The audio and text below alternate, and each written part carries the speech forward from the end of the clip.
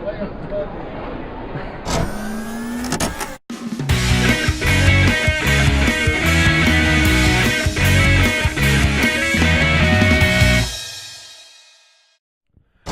we've been interviewing Play Unplugged here, and I'm here with Craig Acheson of Acheson Creations. Good morning.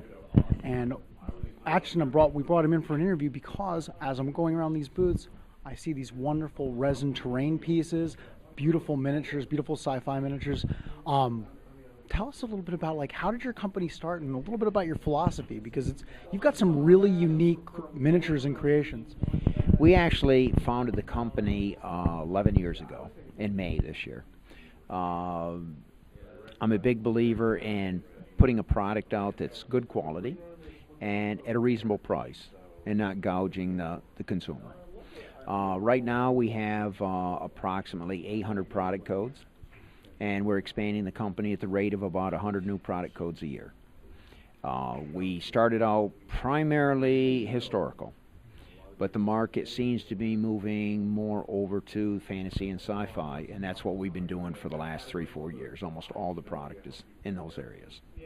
About half of the product range is urethane plastic buildings and terrain, and the other half are metal figures, which we cast and pewter. And some really nice looking ones. A lot of weird creations, reptile men, sci-fi orcs and goblins. The caterpillar men with ray guns. A lot of really interesting ideas. Where do you get your concepts from? Where does this stuff come out of?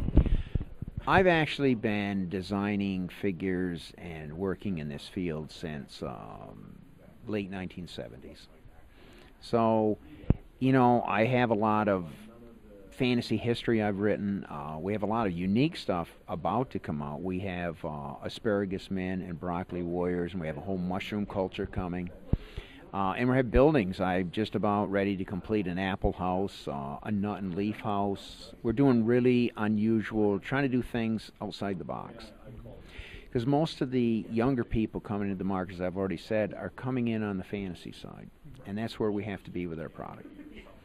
And we're also creating, behind the scenes, we're creating jewelry and giftware to go with a lot of these.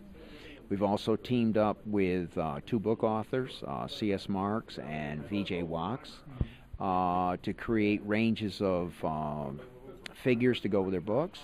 And we've also teamed up with Ed Texera from 2 Hour War Games. He writes the rules. We make the product, we manufacture the product, and we all work together. And then we also work with Brian Borgman, who is creating, I believe it's pronounced Cajun Chaos. Kaiju Chaos. Kaiju Chaos. Yeah, and kaiju in reference to the traditional large monster movies popular in Japan. And we manufacture his products, and we're also working together as a team, and we're just getting ready to design even more products for both companies. Sounds great. One of the things that I'd like to highlight, and I think the miniatures are very high quality. I've had a chance to look at them out of the package, and the resin casting is beautiful. The prices are extremely competitive. How do you make that work? We actually run all of our products actually through pressure tanks. That's how we get the good quality in the resin, like the buildings and the terrain. And we cast our figures just in pewter, so they're completely lead-free. But what we do is when we cast a new item, we immediately weigh it to see what our material content is. And then we have a pricing structure that we set up so that we're able to give a dealer's discount for retailers. But I'm a big believer in, if you have a reasonable price on the product, you'll have more customers come to you. There's no point in putting a high price on a new product and you get 20 sales at $50 when you can get 2,000 sales at $20. And not only that, but we never take any of our products out of production.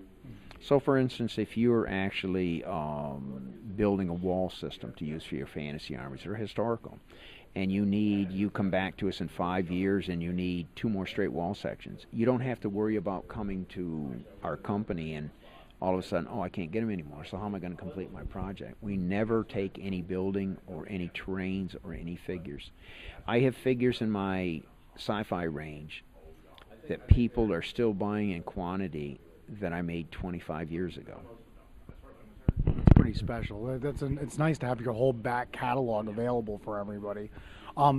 Where, if I'm a viewer outside and I'm like, all right, now I'm ready, I'm interested, I want to see what you've got on offer. What's the best way for them to find you to take a look at the range? We have an online web page, which we actually had redesigned last November, and that currently shows about nearly all 800 product codes. We're still lack about 200 images, but we're working on that, trying to achieve that by the end of the year. We also have a painting service that we work with called Evil Bob's Painting Service. They do all my painted displays because I'm so busy doing mold making, design, and production casting that I don't have time to paint anymore.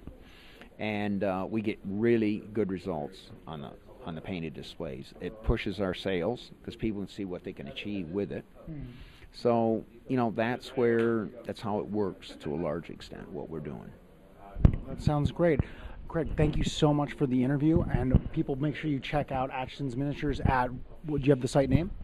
Yes, it's AchesonCreations.com. Make sure you